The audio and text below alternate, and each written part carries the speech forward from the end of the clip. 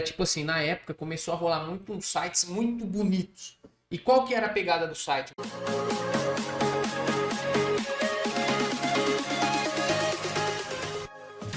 Mas, voltando, né? A gente tem uns momentos no mercado, né? Então a gente vem no momento que... A gente teve um momento que tinha a figura do webmaster, que era o cara que fazia praticamente tudo. Ele desenvolvia o site inteiro. Só que naquela época, a complexidade não era tão grande igual é hoje em dia, na época, né? Se você pegar, por exemplo, antigamente, né? Não tinha tanta preocupação com arquitetura de código, com segurança. Não se preocupava tanto com segurança. A gente pegava lá, fazia site no... Bem antes do Dreamweaver, tinha lá aquele page maker, Tinha o né? front page. Front page, isso. Front page. E eu fazia... desenvolvia os layouts usando tabela, né? Pegava, criava tabela. Os sites mais tops era Dreamweaver, estruturado em tabela. Criava tabela, deixava todas as tabelas com as linhas ocultas, né? Mas era tabela, parecia que estava montando um quebra-cabeça, né? Então era... Aí depois veio, por exemplo, o Tableless, né? Que era uma pegada... Não, então, antes... Já que você entrou nesse assunto, teve uma pegada, cara, que eu não sei se você chegou a pegar. Porque, ó, historicamente, eu que sou, cara, sou mais velho e comecei a mexer com web cedo, né? Quando a Macromedia, que era a empresa que desenvolveu o Dreamweaver, né, inicialmente, ela desenvolvia Dreamweaver, o Flash, o Fireworks e tinha algumas outras ferramentas. Aí a gente tinha o Adobe. Aí a Adobe tinha o Photoshop na época, né? Que era o carro-chefe da Adobe em imagem, edição de imagem. E eu acho que a Adobe, né, era maior já que a Macromedia na época com essa ferramenta. E tipo, o Fireworks vinha crescendo, cara. O Fireworks é um Photoshop, mas era mais simples de usar, mais tranquilo. Então um cara que não era profissional da edição de imagem, o cara optava pelo Fireworks. E como a Macromedia era mais forte na web, então você pega o Flash na época, cara. Flash, Nossa, o YouTube, Flash. Eu cheguei a desenvolver site com Flash, era muito... Não, cara, Flash. Animações. Você fazia, era o que há, né? Era ActionScript, não era? Tinha o ActionScript, depois o 2, depois o 3, né? Que o 3 era orientado a objeto. E tipo assim, a Adobe comprou, cara, Macromedia na época, porque a Adobe era maior. Mas teve neste meio de campo, nesse intermédio, tinha uma tecnologia que a Macromedia desenvolveu no Fireworks, que era tipo assim, na época começou a rolar muito uns sites muito bonitos. E qual que era a pegada do site? Você criava uma imagem e você criava um site fatiando, né? A gente chamava de fatias, né? Slices. Tinha até uma função de exportar, né? Você exportava cara, mas exportava tudo recortado, né? No Fireworks você ia lá e você desenhava uma imagem, você criava uma imagem. E aí dessa imagem você ia criando as fatias. Então nas fatias você selecionava, criava um retângulo, um losango, o que você quisesse. Você desenhava em cima da imagem e aquele pedaço da imagem você falava o que você queria que fosse. Ah, aqui vai ser um link, aqui não, aqui vai ser imagem mesmo, aqui vai ser um... Então tipo assim, era um negócio que ficava lindo. Era uma coisa mais... Veio antes do Tables, né? Veio antes da Div, veio antes dessa pegada de CSS, top. Então tipo assim, aquilo lá na época foi um negócio que eu falei, cara, agora eu tô dominando, né? E aí quando chegou essa pegada nova de containers, divs e tal, aquilo lá começou, o pessoal que era mais voltado mesmo à área de desenvolvimento, mais preocupado com desempenho e tal, começou a taxar o negócio, porque tipo assim, você imagina, o site inteiro era imagem. Na época que a internet não era tão boa, tudo, você lesionava ali o carregamento. Para carregar, ficava muito. Sim. Mas em termos de interface, eu acho que seria impossível, cara, para outra ferramenta que eu quero fazer um negócio tão... Você conseguir fazer um desenho tão bem feito. Então, o cara que era da área de imagem, ele conseguia fazer os sites mais top. E aí ele perdeu espaço. Mas só para você, entre o lance da tabela, né, que a gente criava todo o site em tabela, para a questão que a gente tem hoje dos containers, a gente teve a fatia no meio. Só que a fatia, eu acho que ela nunca chegou nas proporções que os demais chegaram, mas só que foi da hora. Nossa, tem muito site ainda hoje em dia no ar aí que a gente às vezes não imagina, mas tem lá uma tabela, usando essa estratégia que se utilizava antigamente.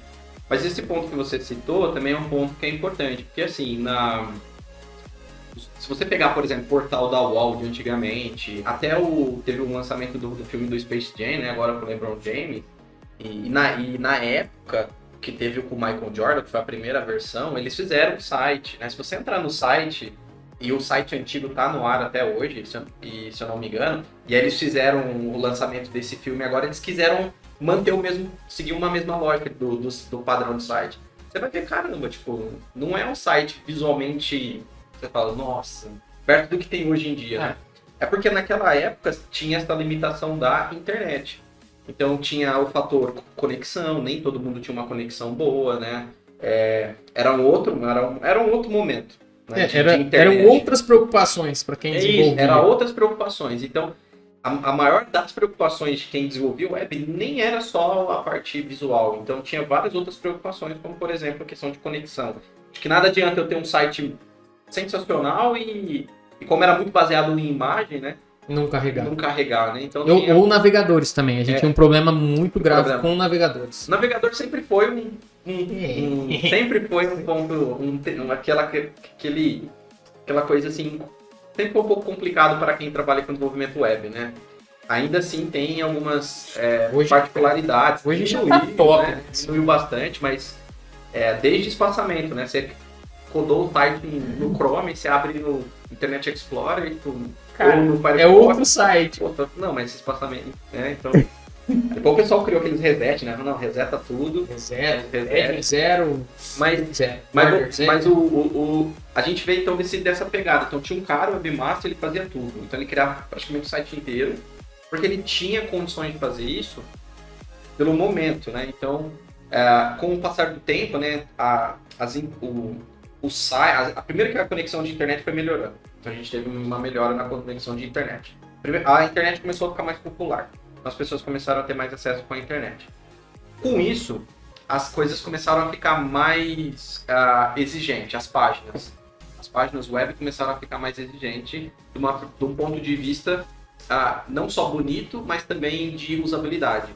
Porque você tem mais pessoas usando agora e pessoas com diversos níveis culturais de acesso à tecnologia. E a gente precisa desenvolver site também esse site tem que ser, além de bonito, também tem que ser fácil de usar. Aí também tem os movimentos, né? Então tem épocas que você via sites mais carregados de informação, por exemplo, né? Então, você pegar a época de portal wall, por exemplo, né? Nossa, era coisa. Nossa, era muita coisa. Muita informação. Muita informação. Hoje em dia já não é tão atrativo, por exemplo, né? Um site com tanta informação. Até os portais de notícia, que tem, a princípio, tem essa prerrogativa de ser um lugar que vai reunir informação, ainda assim eles têm esse cuidado. Hoje a gente vive muito naquela pegada minimalista, né? Do menos é mais, né? Do simples, né? Quanto mais simples melhor. E essa tendência vem crescendo. E tem uns porquês, né? Hoje as pessoas elas são bombardeadas de informação o tempo todo. Então, quando alguém abre o celular para acessar o teu site está concorrendo com uma notificação do Instagram, uma notificação do WhatsApp, uma notificação de vários outros aplicativos, uma propaganda de um cupom do iFood, por exemplo. Então, no momento antes, a pessoa está ali no teu site. Então, ela está sendo atraída, né? O foco dela pode mudar em questão de segundos, né? Tem até uma métrica, né? E se o usuário entra no teu site, ele não encontra o que ele precisa entre 3 e 5 segundos, provavelmente ele vai sair. Ele não vai ficar muito mais tempo. Se o site demorar 8 segundos para carregar, ele não vai nem esperar carregar. Então tem umas... E a gente geralmente é assim, né? Se você analisar o comportamento de quem navega na internet, pesquisa no Google. Qual que é o padrão de pesquisa? A pessoa está procurando alguma coisa. Como fazer bolo de laranja. A pessoa digita lá bolo de laranja, ela clica, ela faz uma leitura muito rápida, ela bate o olho, se a foto não agrada, provavelmente ela já nem segue. Principalmente falando de receita ou de coisa, é visual. Então, esse bolo não ficou legal, então talvez pela foto às vezes a pessoa já elimina. Nem vê a receita. Ou vai abrindo, né? A gente vive numa era também que as pessoas deixam um monte de aba aberta, por exemplo. Então as pessoas têm um foco, o foco da pessoa é concorrido, né? Com notificações, infinidade de links que ela pode abrir a qualquer momento. Uma propaganda, se ela está no teu site, se o teu site tem um Google AdSense, tem uma propaganda pode levar essa pessoa para outro lugar. Claro que tem sites que a proposta é isso, né, mesmo, para a parte de monetização. Mas, enfim, Então, hoje, a complexidade, né, do desenvolvimento de interface, ela foi aumentando, ela foi exigindo mais. Por quê? Aí entrou em jogo, por exemplo, as multitelas, né? Então, até um tempo atrás, a gente tinha basicamente duas preocupações com tela. Na época daqueles monitores de cubo. Sim. É basicamente hora 15 hora 17. É verdade. Hora 17. Em termos de resolução, você fala. Ninguém via nada pela televisão, é muito raro alguém ver alguma coisa de computador. Celular ninguém via. Celular ainda não tinha. Até aqueles celulares polifônicos, né? Então nem tinha ainda tinha uma limitação, né?